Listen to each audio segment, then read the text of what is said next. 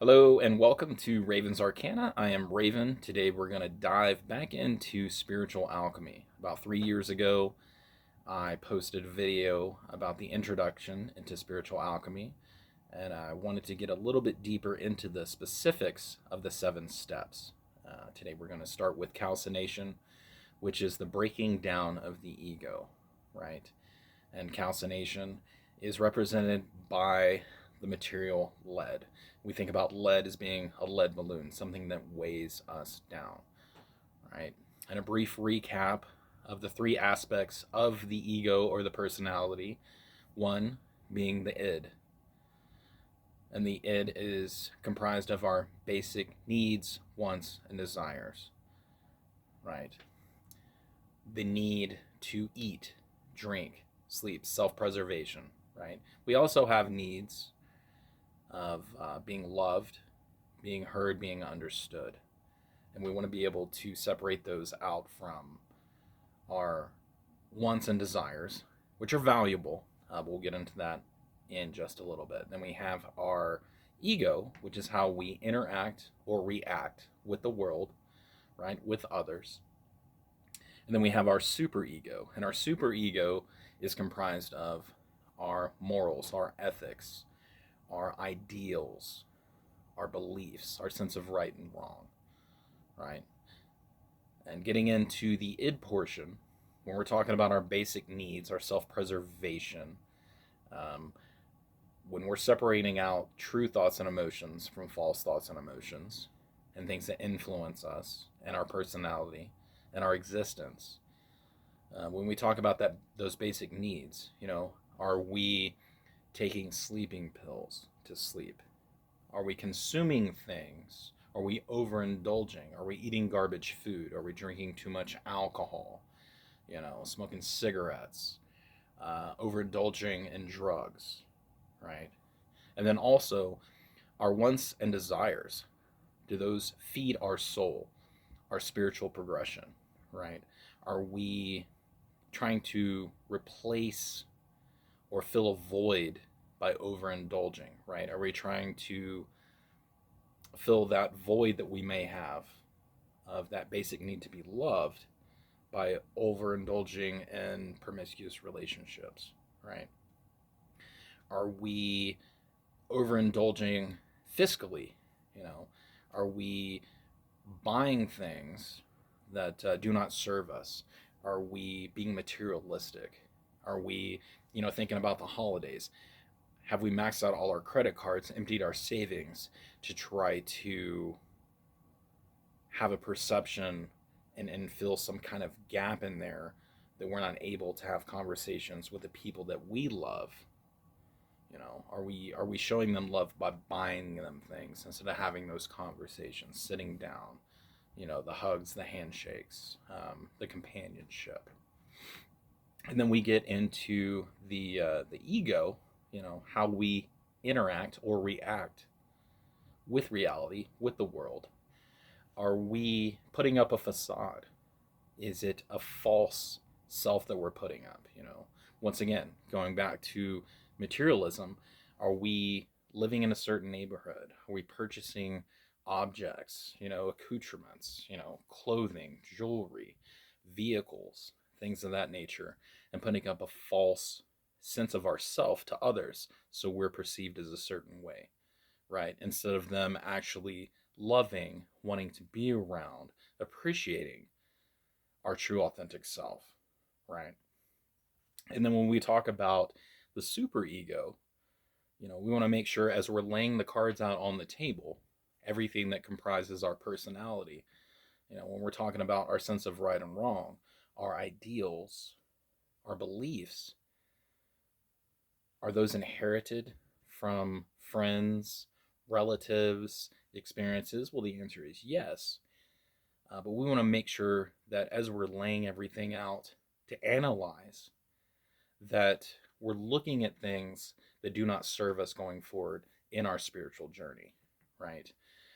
Have we inherited ideals, belief, and morals from experiences from our parents that actually do not serve us, right? We want to make sure that we have true, authentic thoughts and emotions that serve us and are not just perceptions, facades that we're placing into the world, for the benefit of others, right? And I think everyone wants to be perceived in a certain way, as intelligent, as caring, as loving, as successful, and going back to those needs, wants, and desires. Wants and desires motivate us. They motivate us to be successful, right? It's okay to have nice things. If you're the person that loves trucks, loves four-wheel drive, mudding, what have you, loves nice cars, wants to restore things, and that serves you, that feeds your soul, if you will, and it's for you only, and you're able to do that. You don't want to buy an old SS Camaro and invest all this money and not have savings, and we'll figure out the mortgage later, right? If you're doing that, obviously that doesn't serve you and serve your basic need of keeping a roof over your head, putting food on the table, and things of that nature. As long as your wants and desires are motivating you and they feed your soul, they make you happy, that's what really matters, right? That's a true thought. That's a true emotion. You find joy in that. But if you are participating in activities, purchasing objects, participating in multiple relationships, trying to fill a void or trying to put up that facade, as I keep saying, just for external perception, then that is not truly serving you. And in this turning the lead into ashes, once again, it's taking it down when you can observe it, where you can separate everything out. And that next step, the next step would be separation, right? So think about everything that influences you. Think about the things that motivate you. Are they motivating you? Are they influencing you? And are you striving to be your authentic self? Or are those aspects actually motivating you or inspiring you to participate in activities, to exude certain behaviors only for perception? I wanted to end this discussion with a handful, or to be specific, 2 tarot cards, right? So when we talk about lead, it correlates to Saturn.